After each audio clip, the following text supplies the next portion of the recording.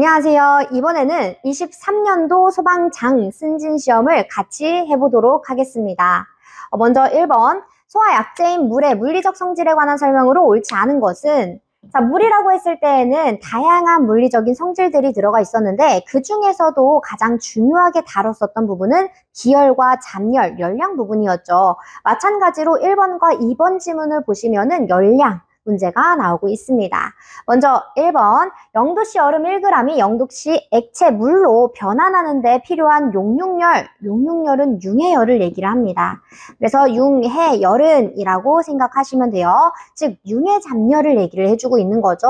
융해잡열은 80, 그래서 79.7 칼로리 퍼 g이라고 표현이 되어 있습니다. 우리 소수점은 연연해하지 않으셔도 됩니다. 그냥 근사치만 맞으면 다 맞다라고 생각을 해주시면 되겠습니다.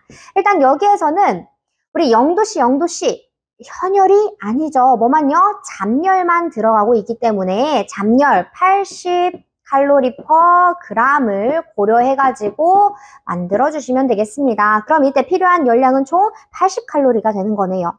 두 번째, 0도씨 액체 물 1g이 100도씨 수증기로 만드는데 필요한 열량은 539 칼로리다 라고 하고 있습니다. 우리 지금 여기에서는 0도씨에서 100도씨로 일단 온도가 변했고요. 온도 변했으니까 현열값 있을 거고, 그리고 액체에서 수증기로 액체에서 기체로 기화됐네요. 그러니까 잡열도 같이 있겠구나 라고 생각을 해주시면 되겠습니다. 만약에 조금 복잡하게 나왔다라고 한다면 이 상태 변화 과정을 전부 다 적어가지고 어떤 게 잡열이고 어떤 게 현열이고 얘를 구분하셔서 문제풀이를 하시면 되겠습니다. 자, 그럼 여기에서는요, 0도씨 액체 물 1g이 우리 일단 100도씨까지 올려줘야 되겠죠. 어떤 것을요? 물을요. 그리고 나서 100도씨에서 기화할 수가 있습니다. 수증기로. 그래서 마찬가지로 100도씨 수증기 1g까지 만드는데 필요한 열량이라고 했으니까요. 우리 여기에서는 지금 온도만 변했으니까 현열 과정으로 여기에서는요. 그쵸. 지금은 상태만 변했으니까 잡열 과정으로서 더해주면 총 필요한 열량이 나오게 되는 겁니다. 우리 현열은 어떻게 구했나요? 물에 대한 비열은 1이었으니까요. 1 칼로리 퍼 그램, 현열이니까 도씨 마저 해주시면 되겠죠. 1g이 왔다 갔다 할 거고요. 온도 차는 딱 100도씨 차이가 납니다. 그럼 여기에서 얻어질 수 있는 열량은 100칼로리가 되는 겁니다. 자, 그리고 잡열 마저 가보도록 하겠습니다. 우리는 기화잡열 539라고 하는 것을 알고 있어요. 그럼 539 칼로리 퍼 g에다가 곱하기 1g 왔다 갔다 할 거니까 1g 해주시면 539 칼로리 나옵니다. 두 개 더해야지 총 필요한 열량이 나오는 거겠죠? 그래서 639가 맞습니다.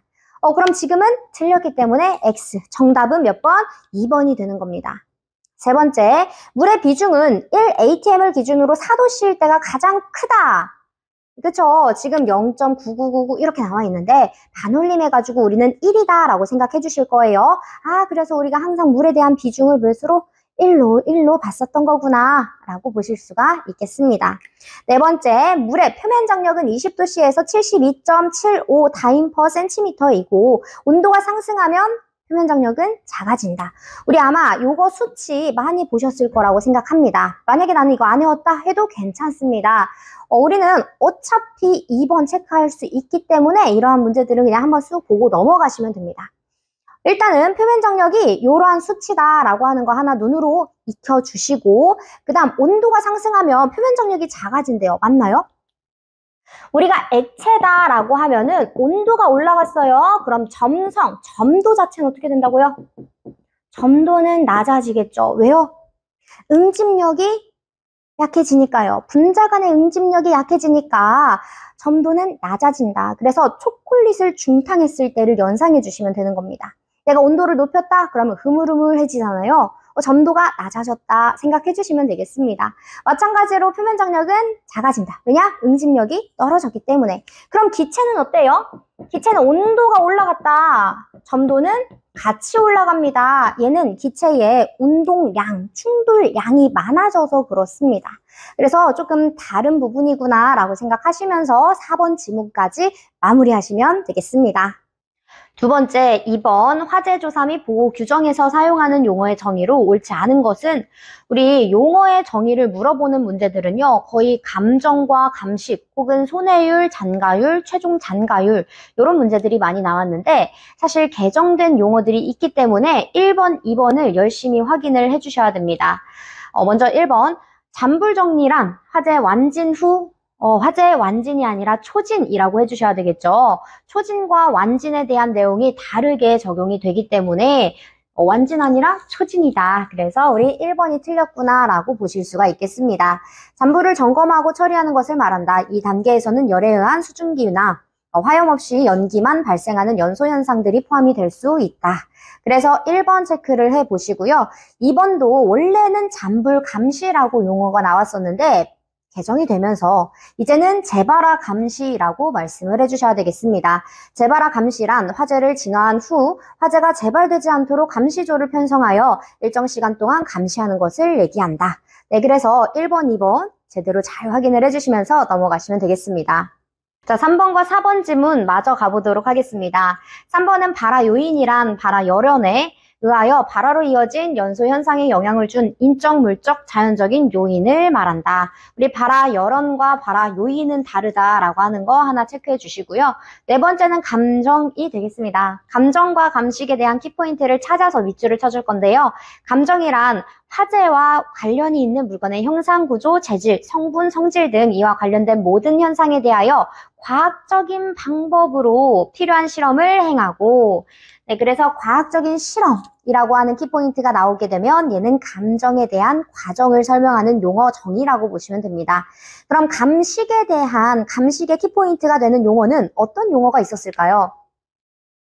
그렇죠. 시각적인 종합적인 판단, 시각에 의한 종합적인 판단에 의하여 관련 자료를 얻는 과정을 얘기한다. 그래서 감식과 감정을 따로 구분을 해보시면서 용어 정의 마무리 지으시면 되겠습니다. 자, 세 번째는 3번. 상온에서 고체로 존재하는 고체 가연 물질의 일반적인 연소에 관한 설명으로 옳지 않은 것은 우리 고체 가연물일 때에는 연소 방법을 4가지로 구분을 해볼 수가 있었습니다. 가장 일반적으로 많이 이루어질 수 있는 분해 연소, 그리고 증발 연소, 그리고 자기 연소, 표면 연소 이렇게 4가지 연소 구분법으로 구분되는구나 라고 보셔야 됩니다. 먼저 1번을 보시면은 표면 연소는 고체 가연물이 열분해나 증발을 하지 않고 표면 자체에서 산소와 급격하게 산화 반응을 하기 때문에 표면 연소라고 한다. 그리고 이때 이 표면 연소를 하는 물질들이 딱 종류가 정해져 있었습니다. 우리 얘를 암기법으로 숫, 목, 금, 코라고 암기를 하셨을 거예요. 수목금토, 수목금토. 그래서 숫, 목탄, 금속분, 코크스 이렇게 나열이 된다라고 보시면 되겠습니다. 그래서 이번에 분해 연소 물질 N은 이라고 하면 안 되고요. 표면 연소 물질 N은 이라고 하고 그 다음 종류들이 쭉 나열이 되어야 됩니다. 정답 2번 체크해 주시고요. 그렇다면 분해 연소를 하는 물질들의 종류들이 어떤 것들이 있을까요? 우리 일반 가연물들을 생각하시면 됩니다. 그러면 종이, 목탄 아니라 목재, 석탄, 플라스틱 이런 것들을 고민을 해주시면 되겠습니다. 세 번째, 분해 연소는 고체 가연물질이 가열하면서 열 분해를 통하여 분해 가스들이 발생하게 될 텐데 이 분해 가스들이 연소하는 형태들을 얘기를 하고 있습니다. 그렇기 때문에 아무래도 증발 연소보다는 분해 연소가 조금 더 시간이 걸릴 수밖에 없구나 라고 보시면 되겠습니다. 자, 그러면 우리 분해 연소 말고요. 증발 연소에 대한 예시들을 확인을 해주셔야 되는데 어떤 것들이 있었나요? 황, 나프탈렌, 그리고 파라핀 이런 것들이 들어가 있었습니다. 네 번째 마지막 자기연소 물질에는 니트로셀룰로스, 트리니트로톨루엔, 니트로글리세린, 그리고 트리니트롤페놀 이런 것들이 들어가 있습니다. 자기연소 물질은 우리가 대표적으로 오류 위험물들을 연상하시면 되시고요. 지금 니트로셀룰로스와 니트로글리세린은 전부 다 질산 에스테르류로서 지정수량 10kg에 해당한다까지 보시면 되겠습니다. 나머지 트리 이렇게 들어가 있는 친구들은요. 전부 다 니트로 화합물, 니트로소 화합물 그렇기 때문에 지정수량 200kg에 해당한다라고까지 연상해 주시면 되겠습니다. 우리 지금은 고체 가연물일 때의 연소 구분을 해봤는데 액체 가연물일 때 이때 연소 구분법과 그리고 기체 가연물일 때 연소 구분법 마저 밑에다가 정리를 해주시면 좋을 것 같습니다. 자, 다음은 4번입니다. 빈칸 안에 들어갈 특수현상으로 옳은 것은 자, 우리 쭉 보아하니까 오버플로우 현상에 대해서 얘기를 해주고 있습니다. 오버플로우는 크게 네 가지가 존재하죠. 오일오버, 오일오버, 슬롭오버, 프로스오버 이렇게 네 가지가 존재합니다. 나머지는 전부 다 중진류에서 일어날 수 있는데 딱 뭐만요? 오일오버만 경진류에서 일어날 수 있는 특수 현상으로 확인을 해주시면 되겠습니다. 먼저 오일오버에 대한 특성 나와 있고 위험성 나와 있습니다. 오일오버는 뭐하고 비슷하다고요? 블레비 폭발과 비슷하다. 아무래도 폭발력 때문에 얘가 위험성이 높다라고 얘기를 해주고 있는 겁니다. 원래 오일오버에 대한 키포인트는요. 유류가 2분의 1 이하 잔존되었을 때 이때 탱크 폭발을 오일오버라고 한다라고 했었죠. 그래서 키포인트 꼭 기억해 주시고 그 다음 기역번 넘어가겠습니다. 기역은 탱크 표면 화재로 원유와 물이 함께 탱크 밖으로 흘러넘치는 현상이다 라고 나와 있습니다. 원래라고 한다면 보일오버에 대한 키포인트는요. 탱크 하부에 존재하는 에멀전이 비등하는 것. 그래서 항상 연료층 자체가 확대가 되다가 아래에 있는 물이 비등하는 현상을 보일오버라고 했습니다. 근데 지금 키포인트 있나요? 키포인트 찾아볼 수 없습니다. 다만 우리는 위험성에서 얘가 보일오버다라고 체크를 해주셨어야 합니다. 대규모 화재로 확대가 되는 원인이다라고 하죠. 그냥 이렇게 비등하면서 통통 튀는 현상이 아니라 유류 탱크에 아래층에 있었던 물이 비등을 하는 것이기 때문에 연소면 자체가 전부 다 확대가 되는 거잖아요. 전부 다 꺼내가지고 확대가 되는 과정이라 무조건 화재가 확대가 될 수밖에 없다라는 말입니다. 그래서 소방관들이 이 보일오버를 무서워합니다. 왜냐? 확대가 되니까요. 그래서 요거 하나 체크해 주시면서 얘는 보일오버에 대한 특성이에요 라고 보시면 되겠습니다. 자, 다음 니은번과 디귿번 같이 한번 확인해 보도록 하겠습니다. 지금 비슷한데요. 니은번에 대한 키포인트는 유류 표면 아래에 비등하는 물에 의해서 넘치는 현상이고 디귿번은 유류 표면 온도에 의해 물이 수증기가 되어서 표면 온도에 의해서 물이 수증기가 되어 비등하는 현상을 얘기하고 있구나. 여기에서는요. 아래에 있다? 그러면 프로스. 우리 지문에는 후루스라고 나와 있죠. 후로스 이렇게 나와 있을 거예요. 근데 프로스와 똑같다라고 생각하시면 되겠습니다. 그리고 우리가 유류 표면 위로 내가 물을 넣었을 때 어떤 것을요? 소화수를 넣었을 때 이 물에 유입된 물에 의해서 통통 튀는 현상을 슬롭 오버라고 해줄 겁니다. 그래서 각각 프로스 오버와 슬롭 오버를 체크를 해주시면 됩니다. 그러면 보일오버랑 크로스오버는 둘 다 이 유류 탱크 하부에 있는 저부에 있는 물이 비등하는 현상인데 어떻게 구분해요? 보일오버는 불이 일어난 상태고 크로스오버는요 불이 일어나지 않은 상태. 그래서 화염을 동반하지 않아요. 이게 가장 큰 키포인트가 되겠습니다. 여기에서는 위험성 보니까 직접적인 화재 발생 요인은 아니다 라고 나와 있죠.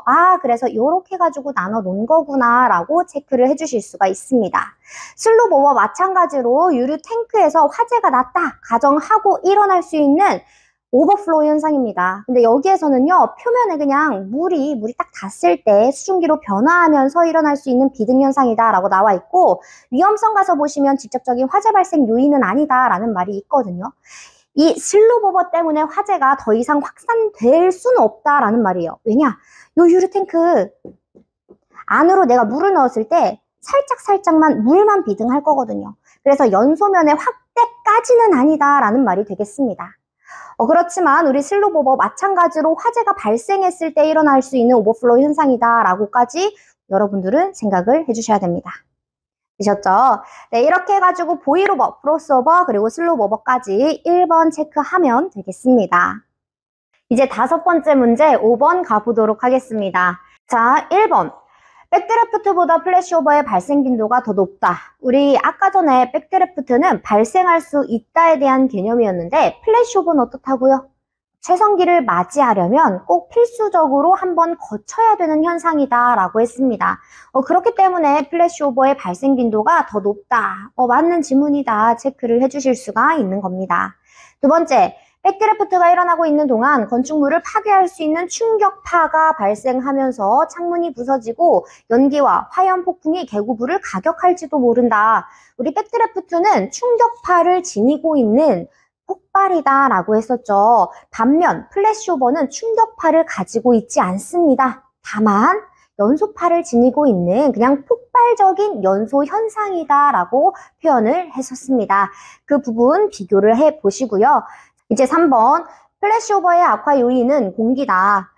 소방관들이 짙은 연기로 가득 찬 밀폐 공간에 들어가면서 유입되는 신선한 공기가 고온의 일산화탄소와 혼합하여 폭발이 발생하게 된다. 우리 딱 여기까지만 읽어봤을 때는요, 플래시오버가 아니라 백드래프트에 대한 설명이라고 생각하시면 되겠습니다. 백드래프트라고 하는 것은 그 악화 요인으로서, 발생 주 요인으로서 신선한 공기 유입이 되는 거죠. 그래서 공기다라고 표현이 되어 있는 것이고요. 여기서 밀폐 공간, 여기에 초점을 맞춰주면서 밀폐된 공간이니까 우리가 화재가 계속 진행되면서 산소 부족으로 인해 훈수 상태에 땅 하고 도달됐을 때 그때 발생할 수 있는 폭발이구나 라고 생각해 주시면 되겠습니다. 이때 가연물은 뭐가 된다고요? 그렇죠. 고온의 일산화탄소가 되는 겁니다. 왜냐? 훈수 상태이기 때문에 불완전 연소를 하는 거죠. 불완전 연소 시에 발생될 수 있는 생성물, 우리 일산화탄소 혹은 그름 이런 것들 봤었습니다. 그 밖에도 연소 가스들이 있겠지만 가장 일반적으로 볼 수 있는 생성물이 일산화탄소이기 때문에 일산화탄소가 많다라고 표현이 되어 있는 겁니다. 네, 그래서 3번이 틀렸구나 체크를 해주시면 되겠습니다. 그 다음, 반면에 백드래프트의 악화 원인은 공기가 아니라 열이 된다. 얘는 백드래프트가 아니라 플래시오버에 대한 주 요인이 되는구나 라고 생각해 주시면 되겠습니다. 그래서 다량의 열 종류 중에서도 복사열이 된다. 그래서 각 구획된 실에 모든 가연물이 자연 발화되는 현상이 빵 하고 동시에 일시에 터질 수 있는 현상이 플래시오버다라고 보시면 되겠습니다. 4번, 플래시오버는 성장기의 마지막이자 최성기의 시작점에서 발생한다. 반면에 백드래프트는 성장기 또는 쇠퇴기에서 연기가 제한된 공간에 갇혀 있을 때 발생한다. 우리 플래시오버에 대한 발생 시점 제대로 잘 표현이 되어 있고요. 백드래프트는 발생할 수 있는데 어디서 대부분 발생해요? 감쇄기 때 대부분 발생하게 될 겁니다. 그렇지만 훈소 상태가 이루어질 수 있는 초기 단계에서도 점화원이 너무 낮기 때문에 그때도 훈소 상태 돌입할 수 있다라고 했었죠. 그래서 초기 또는 쇠퇴기라고 말씀해 주시면 되겠습니다. 근데 지금 4번 질문 맞는데요. 그쵸? 초기는요, 사실 성장기하고 구분하지 않는 경우도 있습니다. 성장기 1 성장기와 2 성장기 이렇게 두 가지로 구분하게 된다면 1 성장기가 초기 단계에 해당되기 때문에 초기와 성장기를 구분하지 않는 경우들도 종종 있습니다. 그냥 참고용으로 한번 확인을 해주시면 되겠습니다.